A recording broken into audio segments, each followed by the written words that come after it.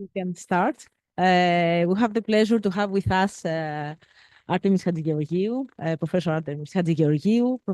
Artemis Hatzigeorgiou has been a professor of bioinformatics at the University of Thessaly since 2012, as well as an adjunct professor at the Hellenic Pasteur Institute since 2015.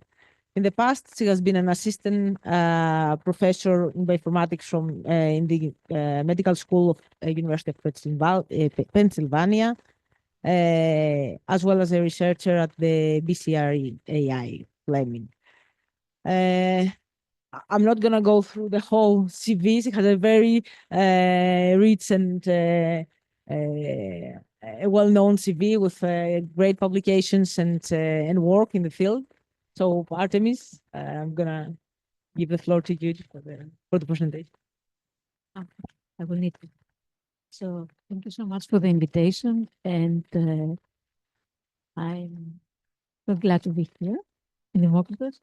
Of course, it is the one reason is possible collaborations. You're also free to make questions during the talk, and then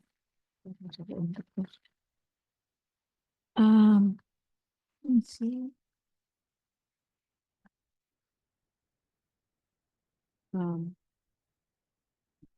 Τα βελάκια του πίσω. Πάμε. So what you are doing in the lab, we started and we're continuing to do algorithms for gene annotation, regulation, and function analysis. And we have also a big suite of databases and tools for analyzing non-coding RNAs on.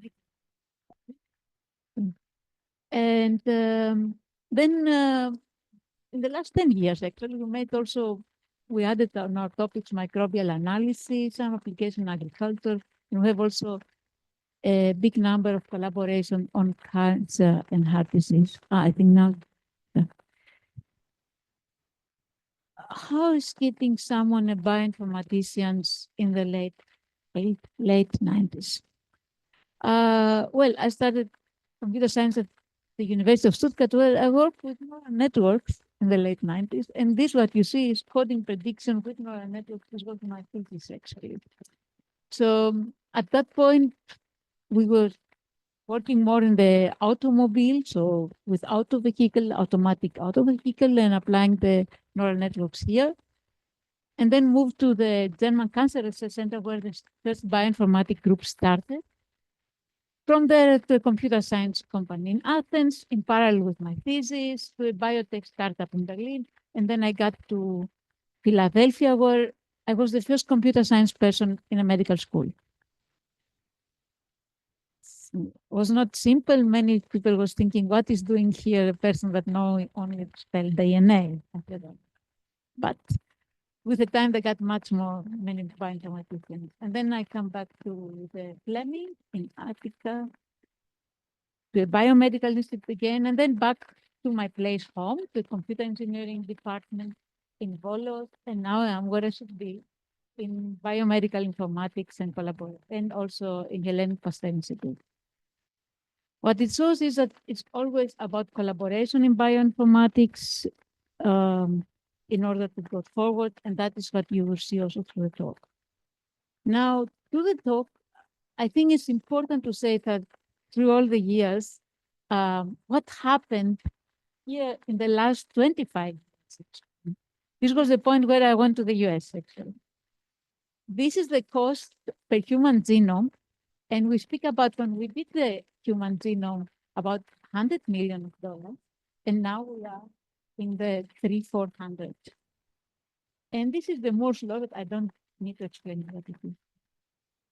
So this changed the world in molecular biology, and also it will change the world in health. We have to remember this cut, because I will come back to that here again. Here it started the new generation sequencing, where it was possible to extract a tissue and start sequencing and sequencing much deeper and faster. Now I will go back a little bit. Because this will help us to make a projection in the future. If we see what happened before 15 years, we can understand what will happen in the next 15 years. And speaking about microRNAs, I have really to mention the Nobel Prize. Finally, microRNAs got the Nobel Prize, and it was given 2004 to Victor Ambos and Gary Rafton.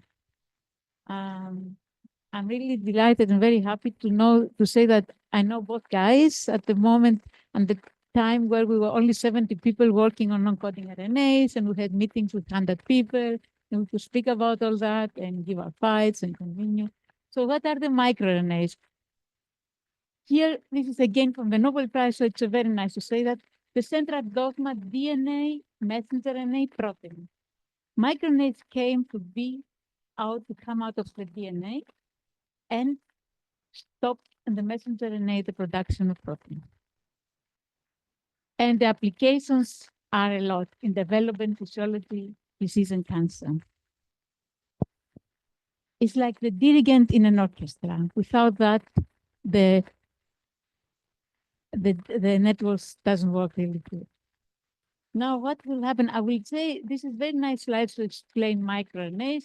So what happened was Victor Ambros recognized Lin4, so a small 22 nucleotide, that if it has a problem, the C elegans got different. And Gary Rafton find a gene where there is a mutation. Again, the gene C elegans got different. They spoke to each other, which today it doesn't happen so easily, and they found that these two together match. So then they found that this worked, but that was for several years. And I have to say here, because no one really believed how important that is, Victor Ambros lost his position in Harvard, and he had to continue in a guest lab to finish this work for the next years. Also, Harvard lost the Nobel Prize in this way. So, yeah, he didn't get tenure also. And then 6 years later, they saw that there is also another small RNA. The problem was that Lin4 was not found in human nowhere, but then they found LED7, and LED7 was conserved in human, but LED7 was conserved also in many, many organisms. And then the people said, oh, there is something here behind. We have to look after that.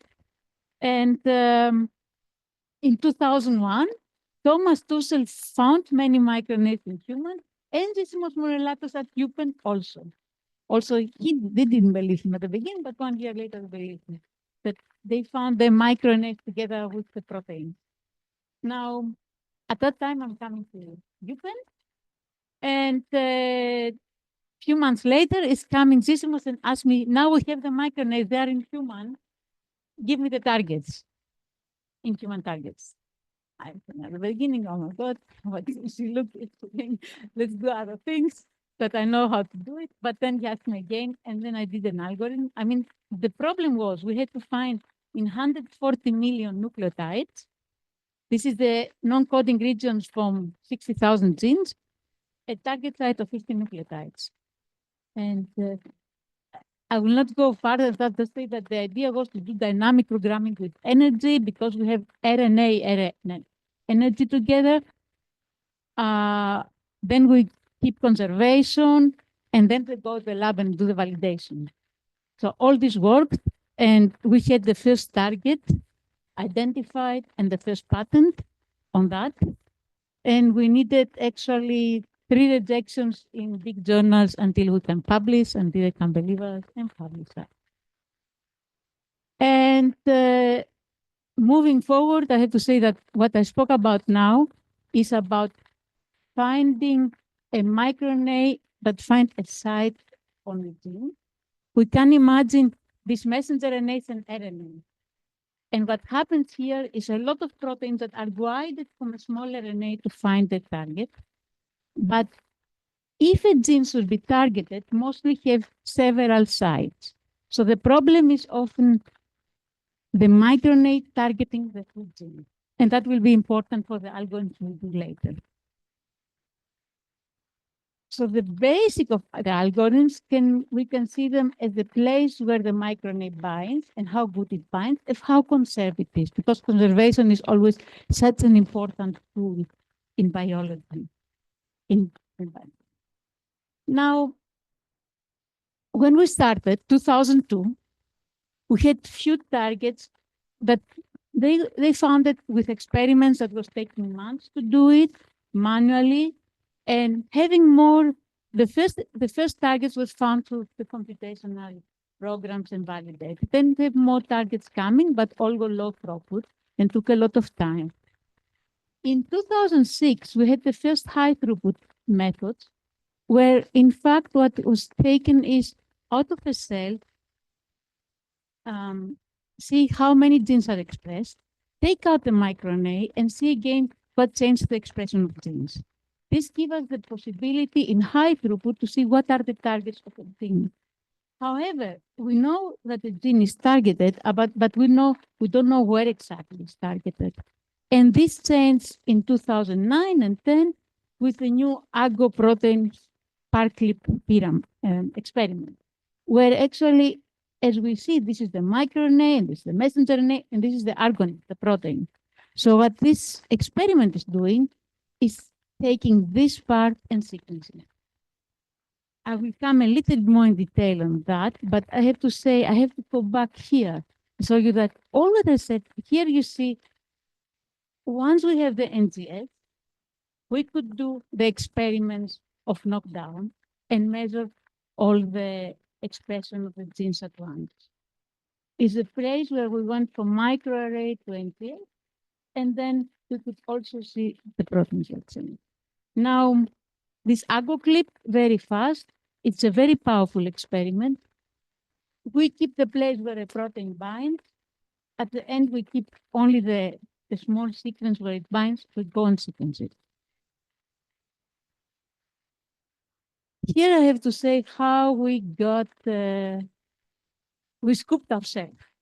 I mean, before the clip data, we developed a nice recurrent neural network because we didn't know where exactly the bindings are, where it could find the sites and move along the messenger RNA. That's so that as the biology moved very fast, we had to move also very fast, integrate this data and change our algorithms. So I will leave that and come to the next place, where analyzing the AGO data, we realized that targets are not only in the untranslated region of a messenger RNA, but also in the coding region of a messenger RNA. And in this model, we combined these two scores together and we trained them from the AGO clip data. Now we'll come to the today, where we'll develop the last program we have, taking as features the way how the sequences are binding, looking on the flanking content. And here I have to say, I mean, another feature is the sequence percent. If we see the RNA sequence and as computational people, the following different nucleotides. But this is the one. The 2D is a structure that RNA is doing, which is very fast doing bots and Greek pair. And that's how it would look in the 3D. So this is very important to look at, because if we see on the targets of the microRNA, we don't expect really a microRNA to bind where already binding. So what we look here is for accessible side. So this is another powerful feature that we include in the model. And finally, I have to speak about the dataset collection. Is the biggest headache in bioinformatics. Find the good data to train your model. This took us more than 70 or 80% of our time. And at the end, we get a database out of it, and I will come to that. So here we train with 50,000 instances positive and 50,000 instances negative. And as I will come back to that, our biggest problem in this dataset is to find the negative, because we see what is positive, but we are not really sure what is negative. And this is the beginning of the convolutional neural network. Here are the different features that we use. Is the sequence together with the microRNA, is the hybrid, how it binds, is the conservation of what we have, and the RNA folding. Dependent on the features, we have different convolutional neural networks. And at the end, we have a gated recurrent neural net model here that combines this CNN here. And at the end, it's coming everything to a neural network. Now, because we have the coding region that has another conservation and the non-coding region, we have two models that at the end, with another data set, we combine with a CBM meta-learner to one prediction that tells us if a microRNA is targeting this gene. And it works. I think this, I will show this picture. This is work from Zaharopoulou, Elisa Zaharopoulou, and from Karagounis. And what we can see here, as I said, the problem with the validation is we have a number of correct targets. And what we see here is how many targets we predict from the correct one with an, let's say, with a mean of 1,000 targets. Then. So here we have the data set of correct targets. And so we see the 1,000 targets, how many of the correct we got.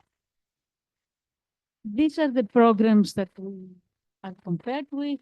I will just take the target scan is from Bartel, from MIT. He's doing target prediction also from 2003. And we are always bringing our NIX model and our NOx model, the one doing a little bit better than the other. Another way to validate is to take the 100,000 best predictions from its program and see how many correct target sites are here, finding the binding site and finding the microRNA gene interaction. Now the user want to use it, doesn't want, of course, to download. It's possible to download the program, but we have a web server which is widely used. These tools have more than 8,000 and more than 1,000 citations through the years. Now, actually, the last version of microRT alone had more than 1,000 citations. The one before the 23. And it has the different microRNA annotation tree, expression data to combine, the gene annotation from ensemble, and very important, it has also the gene variation for dbSNP and ClinVar. So it's possible to see that on the target sites. This is a little bit from the user interface. Once our targets are of molecular biology, it's important to have this information easy to get, and including viral microRNAs. So viruses are RNAs, so they have indeed microRNAs, and they are targeting their host. And here we have several of these sites. You can see here a number of microRNAs, and the targets, the host here we have the human, this targeting human genes, targeting mouse, and targeting chicken.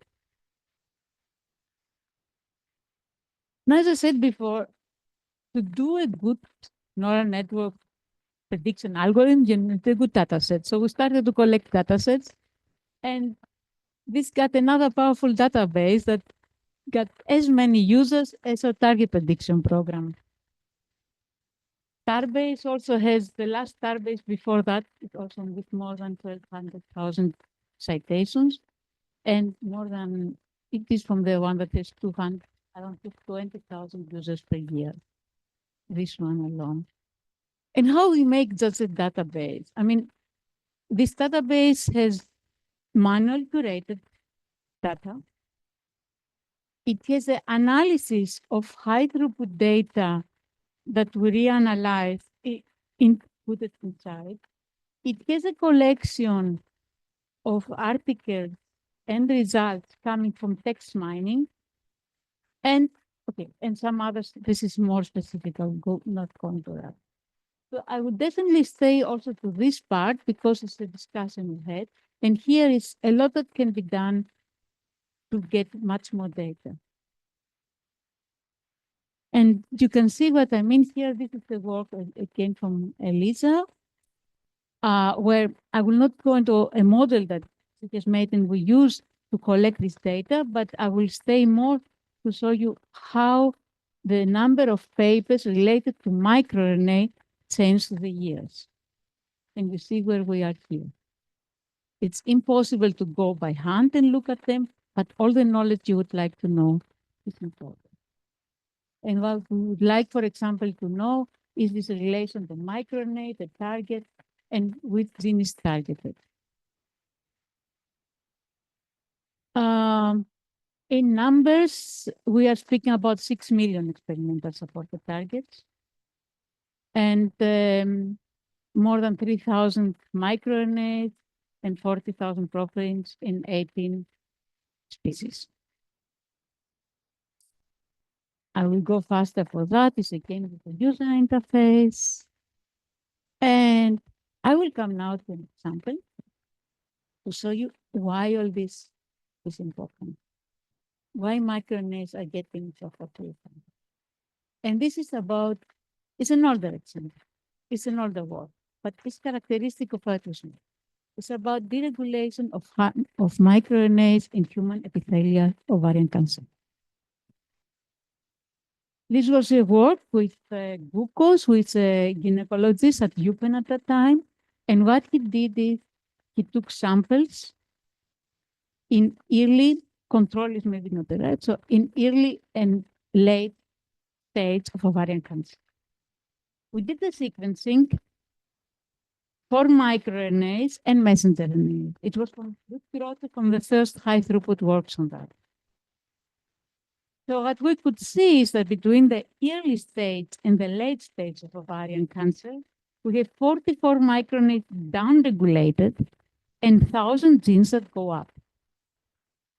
Until then, the people could only look on these 1,000 genes to see what happened in progress of cancer.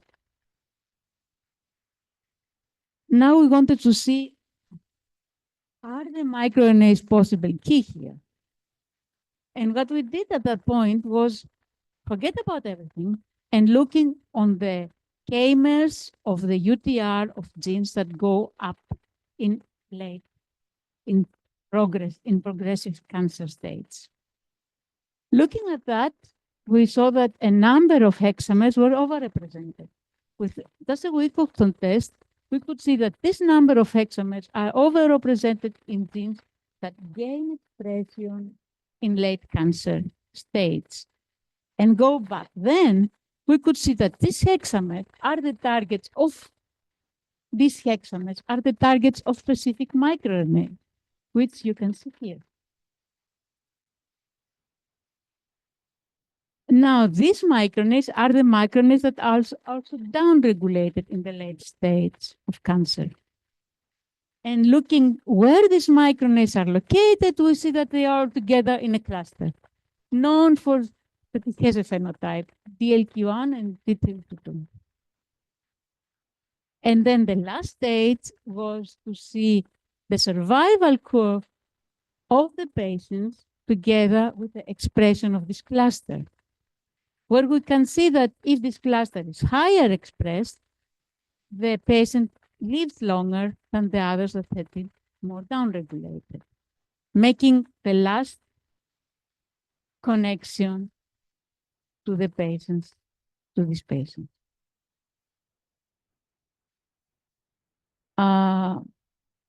Okay. Let's move now to regulation and regulatory networks. For those which are computer scientists, we see that how important the regulatory networks are, and this is what we call biology. A gene to be regulated is actually a gate where it needs the transcription factors to start to get regulated. And we have also feed-forward loops. We were looking for them. So our problem is always not only to find the genes, but to find also the regulatory motifs, which are somewhere there. And then making the networks. The networks are important because the one gene is regulating the other. And this is an example of the path, of one pathway. Now, if we really want to see what is the impact of a microRNA that is downregulated or upregulated in disease, we would like to know which pathway is targeted. And this is what the miRPath is providing. It's a tool that tells us, that calculates us which are the pathways that are mainly targeted from a microRNA. It's also one of the tools that are highly used, also with more than 1,000 citations. I will not go very deep into that, just to tell you that it gives you the result. This is, for example, one of the pathways that are targeted, and with color are the genes that are targeted here from microRNAs. I will leave the union out and tell you that the option that we have in pathways is also gene ontology, KEK pathways, and reactome pathways.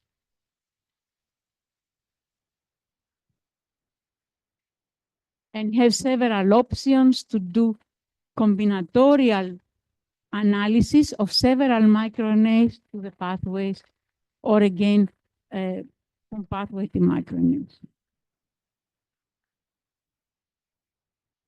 Now, networks, I spoke about transcription, microRNAs regulating genes, they're regulating also the transcription factor regulating the genes. Now, one is left. How are these microRNAs really regulated? I mean, they're all in the game. Done.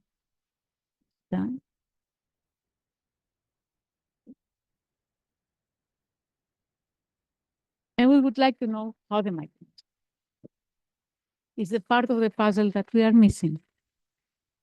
It was not so easy to find them, and still it's ongoing work. Where are these microRNAs located? Some of them are in the intron of genes. Some others are independently, have their own promoter. The problem we had here was that once the one that are coming out of the DNA are expressed, are doing this hairpin structure in the nucleus, and then it's cutting down and go out. That means that all this is getting degraded very fast. This is in opposite with messenger RNA, that is getting out in the nucleus, and then it's getting spliced and go out and then in the cytoplasm and stays there and produce protein. So this is started very fast. So we just didn't know where these microRNAs start, because they can be more than 40,000 nucleotides or 100,000 nucleotides. This long transcript of the microRNAs, where somewhere they are hosting 22 nucleotides. And what are we doing in that point? We go to our biochemists. So I just met at the time Aris Economy. This who was working in the genome, still working in the genome. Pharmaceuticals, and he did at the time a coin, developed a coin where it was possible to knock down a gene in an altered state of mice. And what he did was a DROSA null, conditional null, develop a mice that is conditional null. If we have DROSA null at the beginning, the mice is embryonal lethic. But we could get some data with this method. And having no DROSA, we could see the full transcripts. Here we are DROSA plus, here is DROSA minus, and here are the transcripts of microRNAs. And I like this approach because we see again that collaborating with the experimentalists can help us find the data that we don't have to do our algorithms. The other model is how we develop now an algorithm. I will go a little bit faster to that. We are looking into the promoters. We want to find these promoters. What we use for that is sequence data. We have epigenetic, transcription factor that binds polymerase.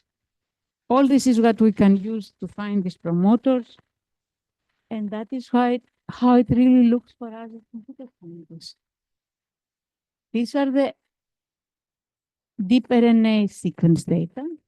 These are all small RNA secs that we have applied on the genome. Here is the pull-to signal from the chipset. Here is the H3K4 and the transcription factor. As a problem, I could say, forget what it is. What you want to find is combine all that data and find where the start is. Here, here, here, or here. With the eye, you could say that actually combine all this here. But if you do it through all our genome, you cannot do it with the eye. So you need to apply a method. And what we did was, we did SVM3 at that point. I will go a little bit faster. SVM model for each of these data that we combine at the end. Actually, what we wanted to learn, and here is, we started from the protein-coded gene, got the signals, learned models each signal alone, and then we combine the signals together. And at the end, we tested with the Drosanul data, and this was a Nature Communication paper, which was the first time that you really could predict the promoters of microRNAs.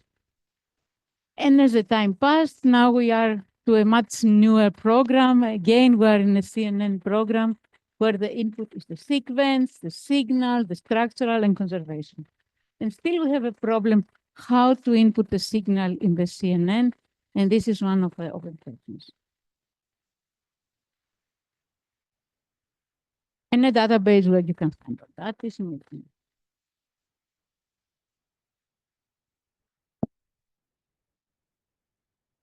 Speaking about all that, I could not leave system biology out because it's everything where it comes together. And what we want to know is how is our networks in a disease, how is in a tissue, how is in a disease. These networks can get incredible big. We call them also reticulum. Thousands of nodes, thousands of edges. If you try to do every combination for a gene from which is regulated, microRNAs, how they are from proteins regulated, and what they are targeting. Here, how we started was a model. We have actually a pipeline where it starts from building the interactions. In this part, we have at the beginning more than 1,400,000 edges in our first network. Then we'll filter with deregulated nodes in disease, and we get much less. And then we wanted to identify deregulated subnetworks, including the microRNAs. So our knowledge was from the first time that we did this work. And here is one example of what we could find in hepatocellular carcinoma. What we can see, and the colors are not coming very well, is that we have these two genes, the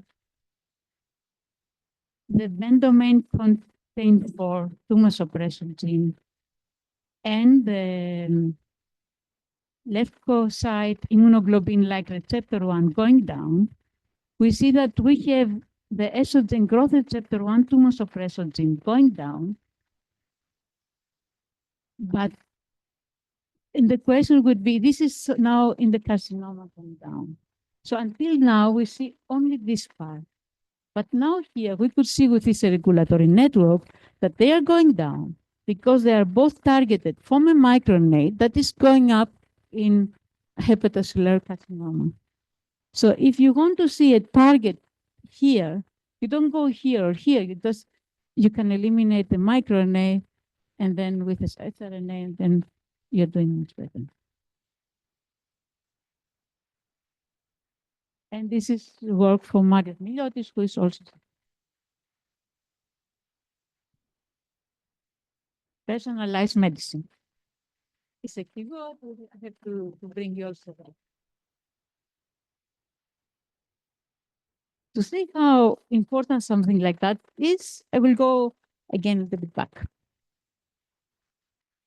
This is some of our first targets that we have in Starbase.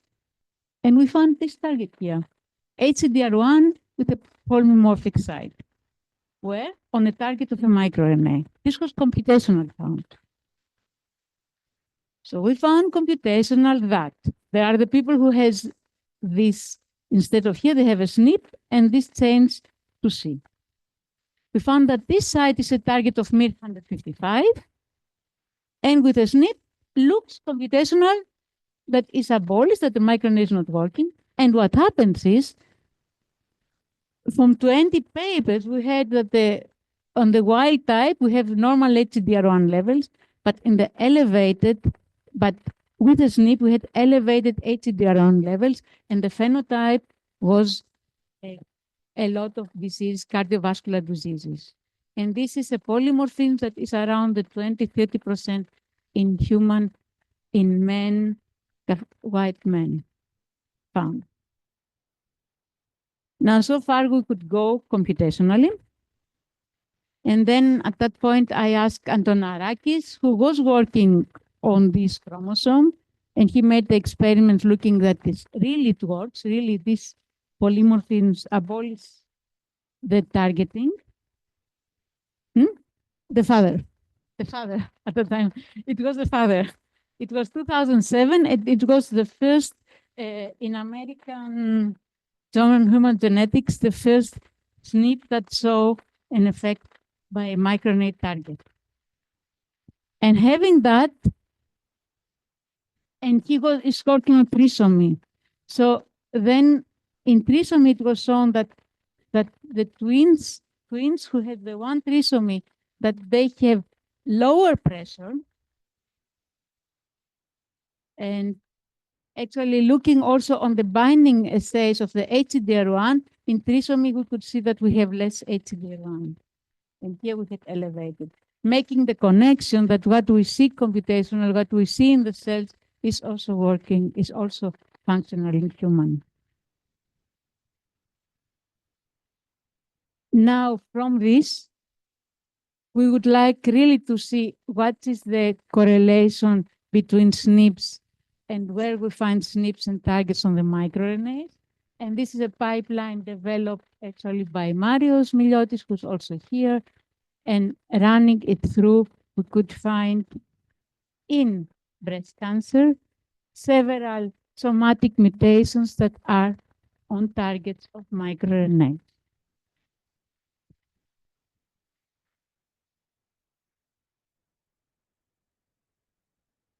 microRNAs in liquid biopsy, we had a discussion, kind of close, and this is how much information you could find in serum. Through COVID, we did also some work with COVID as everyone else, and we looked at for microRNAs in the, okay, let's say now only in blood, in examples from blood that we took from different patients. And the story I have to tell you here is that we had a cohort from University of Thessaly and from Sotiria, and here from Italy, another cohort for validation. We looked on the serum on admission, and this is the examples we had from people who got hospitalized, got in ICU, other got diseased, as we see from the color, other not, and here again. Here we did SML RNA sequencing, and here we did PCR validation, the analysis, and then a machine learning program who should take the results on admission, the data on admission, and predict what is the outcome for the patient. We see that indeed microRNAs are deregulated in diseased patients, and that's the microRNA that you see here. And what we did then is, instead of using only the blood measures or only the microRNAs, we thought combine both together. And this is where I think we are going with a liquid biopsy, take different data, combine together to make the predictions. This is what we have about the classification of the discovery hold for became. I mean, this is about the mortality, and we see that the predictions is a little bit higher than 80%, with 50% false positive. And this here tells us how much is participating each of these data to the prediction. So we see that AIDS and microRNAs are actually participating equal, very important. And this is about the same, I will go faster. Therefore, we have a database about microRNAs as biomarkers in blood, and this is plasmid.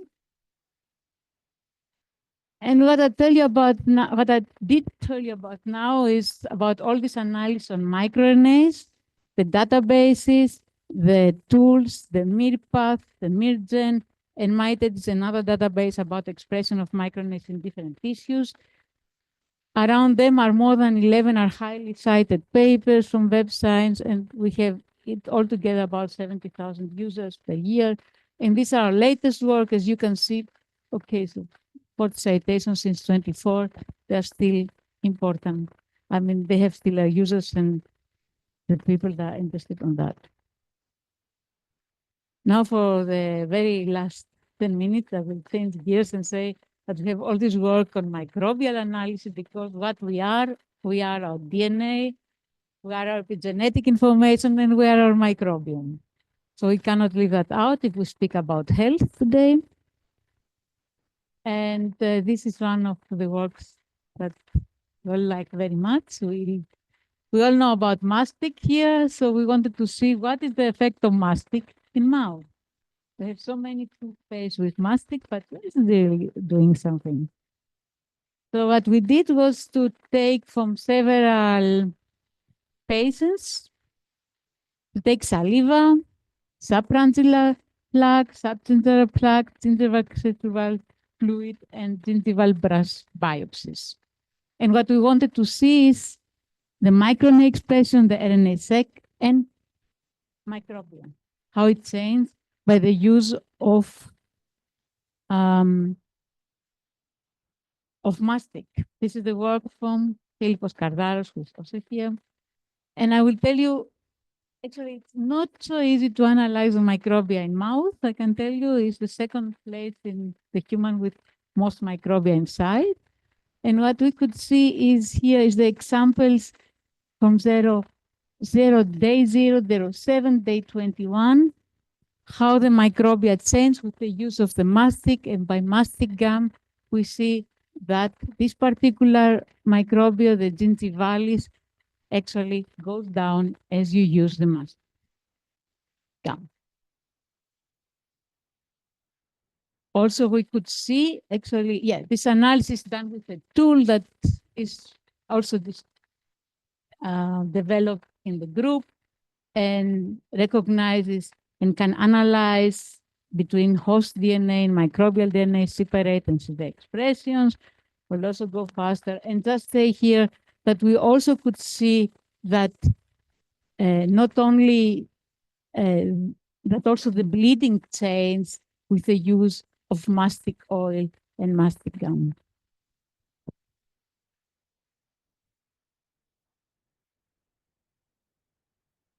From the closing, bacteria have also small RNAs. They are more different, but they have them. So we have, so we looked into them. They have key roles like control of antibiotic resistance. I will go now a little bit faster. Say we have the analysis from Vasiliki Kotira, who is also here, and is a database of agnodyes having interaction for small RNA and RNA bacteria. And currently developing an ML algorithm to recognize these sites, where this very nice picture actually adding several features together, again, the sequences and binding site features, interaction, energy to a model, and the current predictions are very promising. Antimicrobial resistance, we have here and this is Amprofile, a tool with specialized modules on these genes. We are currently under review in R. And actually also he developed an ML model to train them, and I will go now faster because of the time. And this is what happens if you get a medical doctor in your lab. He do things that you barely understand, but they are very important. With that, this is all what I told you about now. And this is from our collaborations. I will only tell you because it says where we go. It's again, I work with Marios. It's a collaboration with Penn, and it's about profiling radiomic tumors together with molecular profiling. It's done with the previous ISP-I1 big experiment on that. And the final is, and I'll go on the final because of the time, that if you use next to the pictures, also the phenotype, also the gene signatures have a much better prognosis about if we have a metastasis in the breast cancer or not. I just give it here mostly to say where we are going, that we cannot have one part in the diagnosis and another different. We have to combine many different parts to see if we want to make a prognosis. With that, this is really my last slide. A collaboration again with the University of Pennsylvania with Kostas Koumenis. And it is an important work. That's why it went also to Nature Cell Biology. What it tells us is we have here the carcinoma and non-carcinoma. I mean, what happens, actually, what we wanted to understand is how this cancer thing can shrink. So what it was found out through all this work that ATF4 is very important with that. It's the key regulator. If we take him out, we have a shrinking of the cancer.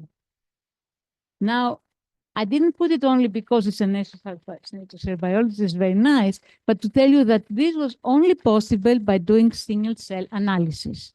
And this is what happens in the last 5 or 10 years.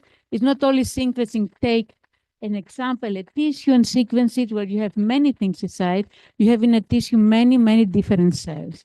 So single cell is sequencing the genes that are expressed in each of these cells, and then you have to analyze them.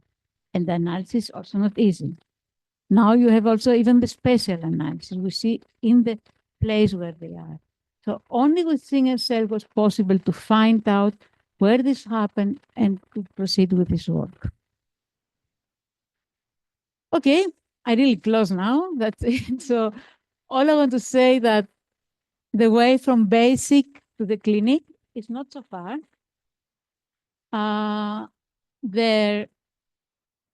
What we see from the back and what we see is coming, and there is a strong need on computational biology. The biological data are exclusively growing up, and they will need definitely machine learning is the way to go in collaborations.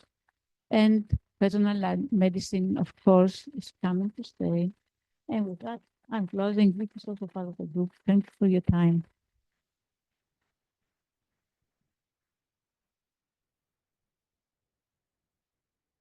Thank you very much, Artemis. Great presentation, a lot of work, different directions.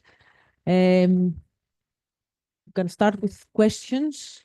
So who wants to start?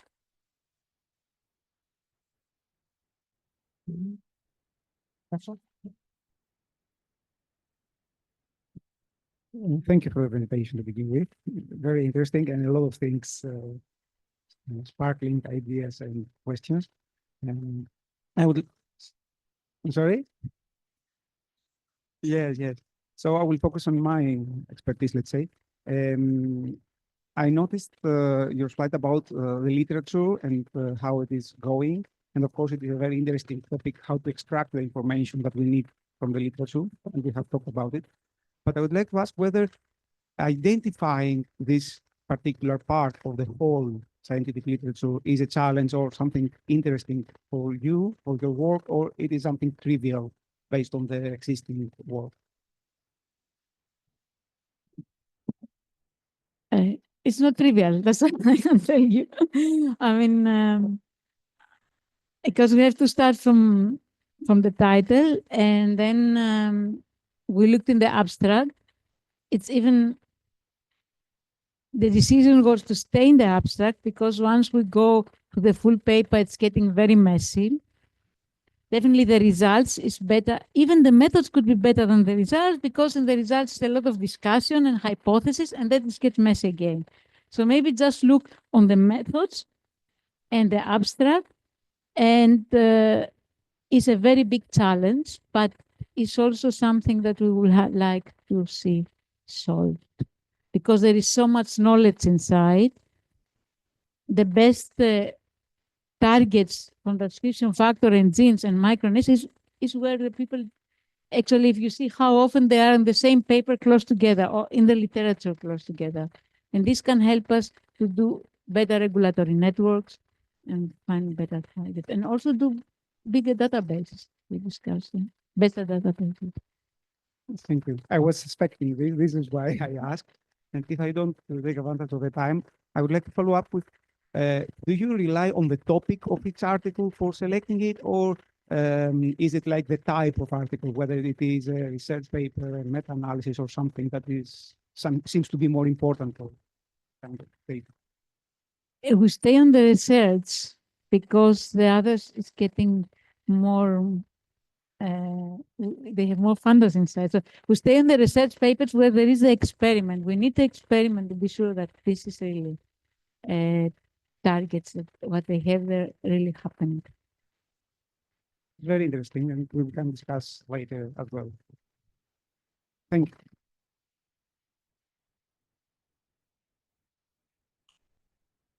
Hi, Artemis. Thank you very much for this very inspiring presentation. I just want to make a comment, and I would like you to comment on that too, about the following fact. We hear that there is a huge progression of AI and machine learning, etc., which is real. But working on the cancer field for many decades now, there are some things that are interesting to highlight, I think. For example, compared to the, as you said, biology expands very quickly, but there is a problem that there are areas that this development, this expansion is very slow. Make it more specific, especially in cancer. There's types of cancer where we have a huge development, like breast cancer, which is the most studied cancer. And there are other cancers like, let's say, pancreatic or lung cancer, where they are really almost like they were 40 years ago in terms of therapy, which is there's a huge lethality, and then there's very difficult cancers. Why I'm saying that is that to say that while there is a huge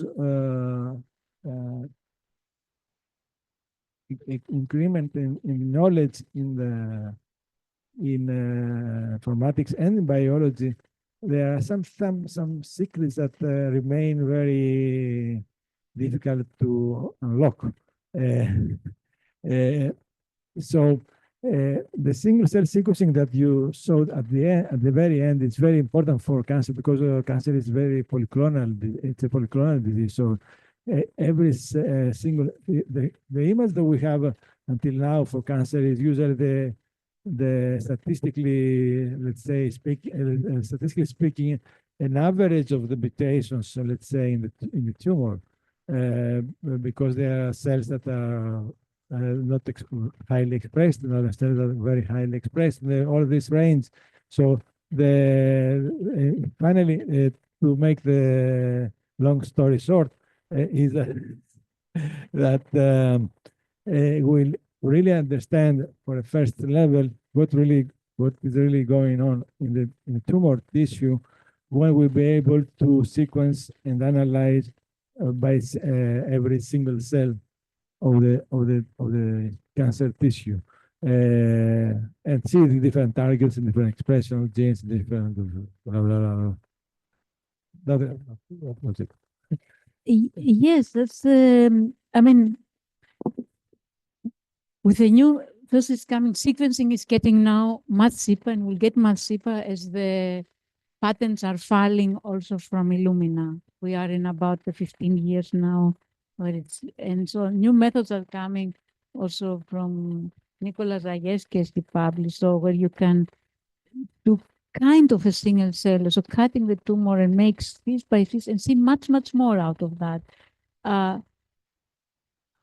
That's why I think, but even for that, he needed a database to put the output from a single experiment and then to start to analyze that.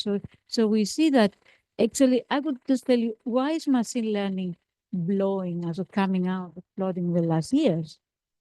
I do machine learning since 30 years, but now we have much faster computers, and now we can do all these models. Before it was taking just to train one time, you have to go out, the people were going out to get a cigarette and come down, and then an epoch was running. I mean, so we have much faster computer, we have much better technologies, and this will open to eyes to go much closer to see that. But I think there are cancers, of course, progressing very fast as the lung cancer, but maybe we can go better in the diagnostic and prognostic, looking actually, I could imagine that the checkup in some years will take out liquid biopsy and see what are non-coding biomarkers there, where we could see what's happening for some cancers before we touch the cancer and see that. And I'm sure you know how it goes in this direction with more data. So there is for me more the hope for the cancer that is going very fast, that is progressing very fast. For all that, as you said, it's, you know what better than everyone, that we have so many different cancers and we have to look in everyone lost. It's a game and a network with many things, but we learn more things and we learn to analyze this data better now. So it will change in 10 years. That would be my question to you. How do you think it will be 10 years from now? Good question. As I'm following the last 30 years, or the last 3 decades from very close, so it's more or less, you know, the last, when I started like doing sequencing in an old way, like 35 years ago. And now I have spun all the sequence development in the last 30 years. And the last 10 years, this development is extremely fast. Of course, so for me, the one very challenging thing is how fast all this sequencing, DNA, proteins, and the RNA, blah, blah, sequencing will come into the clinic, which is going very fast compared to the past. But for example, today, for the cancer, there are few centers around the world for the tissue who can make an evaluation of the targetable mutations, because the mutations that are targetable, they are drugs. Yeah.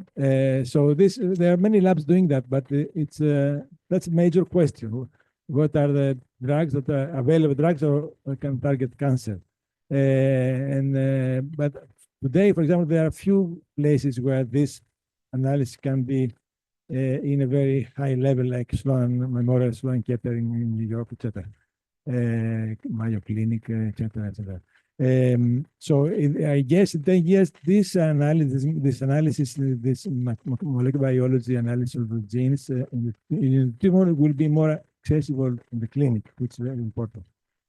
That's one thing I can say. Of course, we're going to have the database going to be 1,000 times larger, and the analysis of them much more complicated. We understand the somatic mutations and the other mutations, what they are doing in coding regions, in non-coding regions, so we can put this information together. And I will tell you, look, 15 years ago, I think we didn't even have a sequencer, an NGS sequencer in Greece. And now we have actually everywhere an NGS sequencer, and they're coming in the hospitals. So for the younger of you, who will be later the leaders in the field, imagine where you will be in 15 years from now with this progression that we have. Sure. And how things have changed. Which will be good because we will be older and they will help us to alter better.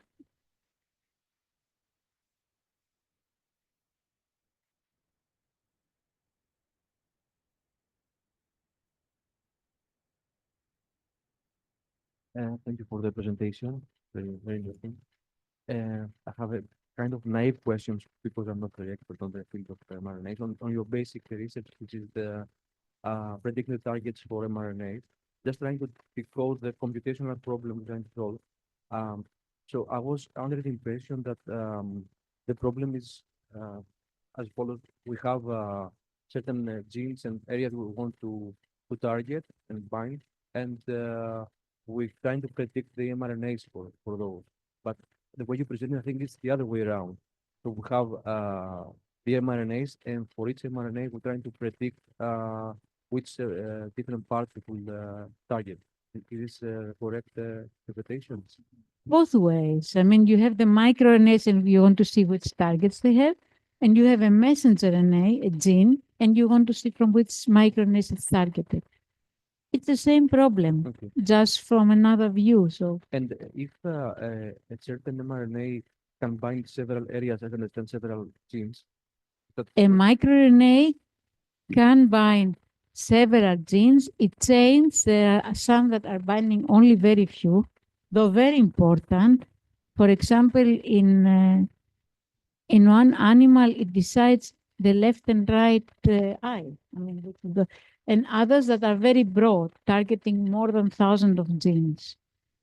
So if it's the case, is there a chance of, when we provide mRNA to target a certain gene for the mutation, let's say, that it binds to the wrong place and there are side effects from... Yes, yes. It's the off-target effect for microRNAs, yes. So it's common. Yes, if you do a synthetic microRNA, you can have that, yes. So it's easier to eliminate the microRNA, we can say, neutralizing with an RNA that binds to that.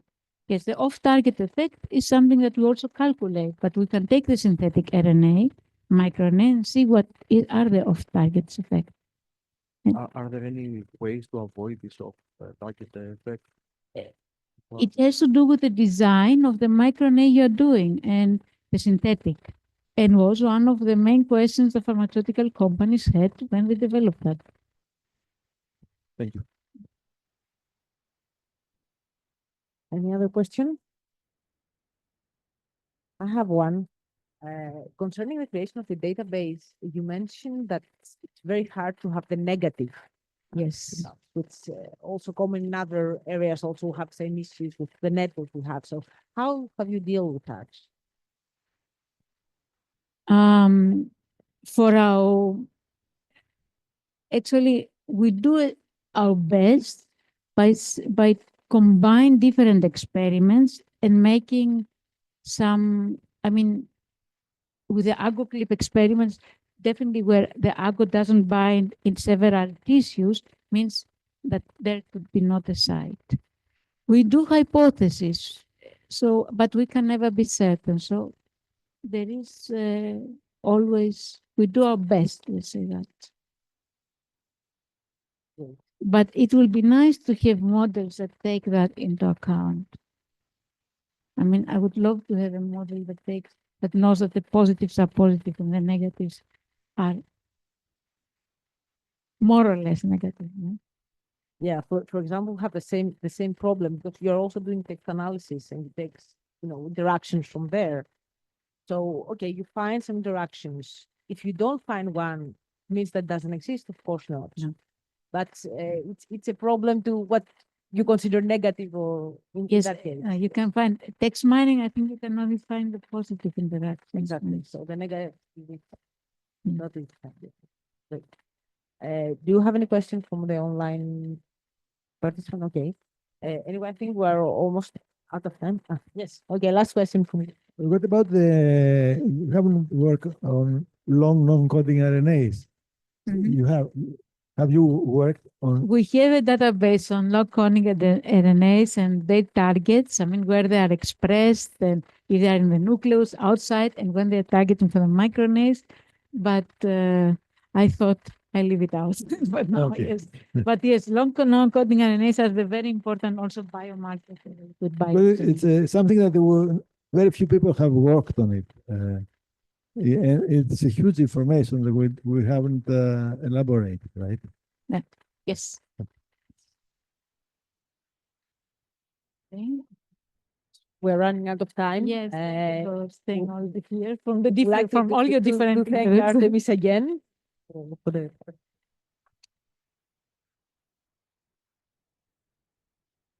and just to mention for those interested, we'll continue off the record here as the team of Artemis is also here to discuss possible. Okay, thank you very much.